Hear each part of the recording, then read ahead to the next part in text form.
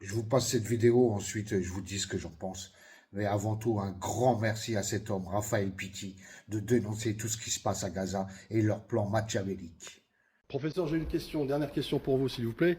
C'est une question vers un humanitaire que vous êtes, et non pas, la question n'a pas je dirais, de fond politique. Très clairement, aujourd'hui, avec votre expérience justement du terrain, vous qui êtes expérimenté de ce type de drame et de tragédie, quelle est l'issue? Quelles sont les projections humanitaires si rien n'est fait justement en urgence? Écoutez, il est prévu normalement que dans les prochains jours, c'est le plan Trump de ravitaillement de la population, qui d'ailleurs l'ONU a refusé complètement de se joindre à ce plan. Il est décidé qu'il y aurait une fondation de type privé avec des agences de sécurité américaines, les mêmes agences de sécurité qui avaient été utilisées par les Américains en Irak. Ce sont d'anciens militaires qui sont convertis dans la sécurité. Ils envisagent de faire rentrer 60 camions par jour. Mais qu'est-ce que c'est que 60 camions par jour alors qu'il y en avait plus de 500 auparavant par jour? Qu'est-ce que c'est que 60 camions par jour pour distribuer de la nourriture? Ils envisagent de faire 4 zones.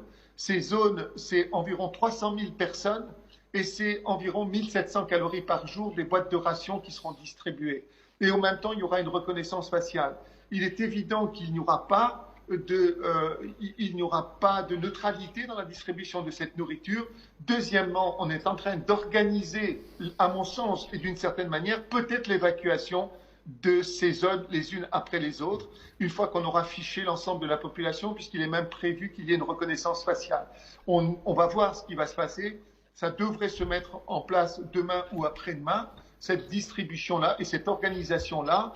Aucune ONG ne veut y participer. Les Nations Unies ne veulent absolument pas participer à cette farce qui va se déployer sous nos yeux. Et donc, il y a là une nécessité de réagir. Ça ne concerne qu'1,2 million. Il y aura 1 million de personnes qui vont continuer à être dans la famine. Ce sont surtout la zone du Nord qui sera complètement séparée du Sud. Et donc, on est devant un plan machiavélique et qu'il nous faut là aussi dénoncer et agir. Vous vous rendez compte de ce qu'ils sont capables d'imaginer, d'inventer? Dans une seule stratégie, un seul but, le nettoyage ethnique d'un peuple. Affamer tout un peuple. Ensuite faire rentrer de la nourriture au goutte à goutte. Et toute personne qui voudra se nourrir pour survivre, eh ben, devra passer par la reconnaissance faciale et le fichage. C'est incroyable, c'est horrible, c'est diabolique, c'est machiavélique comme il le dit.